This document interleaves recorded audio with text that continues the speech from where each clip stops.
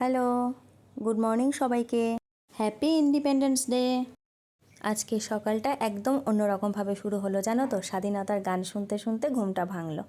গানগুলো সবই পরিচিত, সবই পুরানো, সেই ছোটোবেলা থেকেই শুনে আসছি। তবুও এই গানগুলোই যদি স্বাধীনতার দিনে শুনি, মনটা অন্যরকম হয়ে যায়, কেমন যেন অন্যরকম অনুভূতি জাগে। প্রতিবারই এটা হয়, সেই ছোটোবেলা থেকেই হয়ে আসছে। পড়াশুনোর সাথে যতদিন যুক্ত ছিলাম ততদিন তো সকালবেলা ঘুম থেকে উঠে একেবারে সেজে গুজে মালা নিয়ে রেডি হয়ে চলে যেতাম স্বাধীনতা উদযাপন করতে। সেটা তো এখন আর হয়ে ওঠে না। সবচেয়ে মজা ছিল তো সেই ছোটোবেলাতে, যখন প্রাইমারি স্কুলে পড়তাম।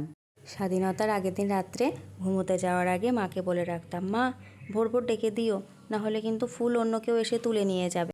প্রতিবারই কিন্তু ঘুম থেকে উঠতে দেরি হয়ে যেত, আর মা বলতো, এবার ফুল পাবি কোথায়? ফুল তো অন্য লোকে এসে তুলে নিয়ে গেছে। আর আমার সেই যে কী টেনশান হতো।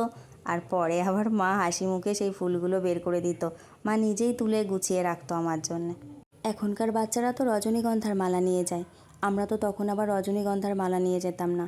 টগর ফুলের মালা নিজের হাতে গেঁথে নিয়ে যেতাম। সেই মালা নিয়েও ছিল সাতকাহন, কার মালাটা বেশি মোটা হলো, কার মালাটা বেশি বড় হলো, কারটা আগে পতাকায় উঠবে, এই নিয়ে মনের মধ্যে চিন্তার শেষ ছিল না। স্বাধীনতার দিনের কথা বলে শেষ করা যাবে না। তবুও অল্প কিছুটা তোমাদের সাথে শেয়ার করলাম।